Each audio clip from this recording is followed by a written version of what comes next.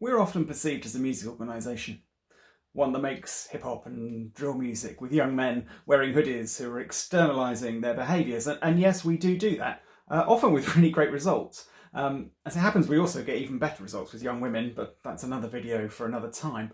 But we get those results not because of what we do, making music. It's much more important how and why we do it, and that's what this video is about.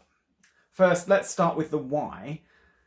So we consider ourselves to be a well-being organisation, not a music one, concerned with how best we impact on well-being. Music and the sharing of that music mentoring journey is our vehicle with which we do that, but it's more important how it's done. Well-being's quite a nebulous term in most people's minds, but we've done a huge amount of research around what it is and what it isn't and how best to impact upon it. Why?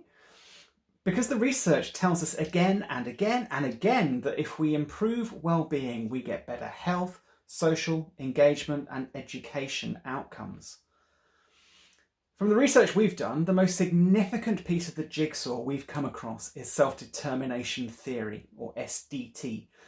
This theory is arguably the most well-evidenced framework to understand how to impact on well-being and motivation, with over 350,000 Google Scholar citations to date. It's a roadmap telling us what to focus on, how to achieve it. Multiple teams around the world have evidenced 3 psychological needs that have to be encouraged for well-being and motivation to flourish.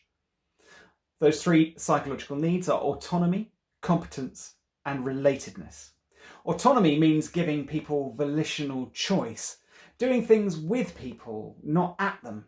Competence means allowing people to feel good at something, like they have value to add. And relatedness means allowing people to feel connected, to be seen, heard, and valued by others. If we create spaces where all these 3 things happen, then there's a sweet spot in the middle. And time again, parents and professionals have said that we've acted as a catalyst for changes in how people have felt about themselves. We've created the conditions in which someone could choose to flourish. Now, how exactly did we do that? If we look at how we map self-determination theory to noise solution, the most important element to begin with is the relationship that our musicians are able to establish with the people they work with. It's much easier to engage as a non-threatening musician than as a person who represents some form of authority, say a social worker or a teacher or a mental health coordinator.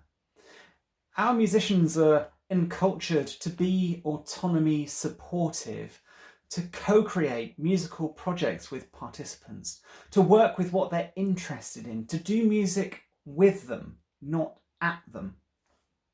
We've developed as well lots of other ways of creating quick feelings of competence. Interestingly, societally, music is widely perceived as something only clever kids do. We use music technology to allow people to experience quick wins in their music making, wins that are culturally responsive. By that I mean they're choosing to make the music that they think themselves they're excited to listen to. So we've covered autonomy and competence, but how about relatedness? This is where our platform comes into play. Within the sessions, the musician and participant capture those moments of success and achievement, or the music that's created, or more importantly, the reflection video of how being successful made that participant feel. And these are posted on the Noise Solution story feed for that participant.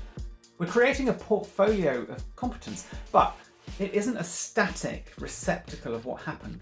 The participant is able to invite into their feed those significant adult voices that mean something to them. Their parents, their carers, their teachers, their social workers, their mental health workers, whoever it might be. What's happening is we're capturing competency. That feed becomes a mirror for the participant where they can actually see themselves being successful, often against a backdrop where other areas of their life are more challenging. But this feed is also projected outwards to the screens of those significant adults whose voices they value. It's these voices, as they comment on the posts in the feed, that have significant impact, reinforcing those feelings of competence. The participant experiences being seen. They're writing a different narrative about themselves, one of success, not of problems. in a way that isn't about pathologizing them or problematizing them or medicalizing them, in a way that builds a bridge for those adults to contribute to that new narrative that's focused on that participant's strengths.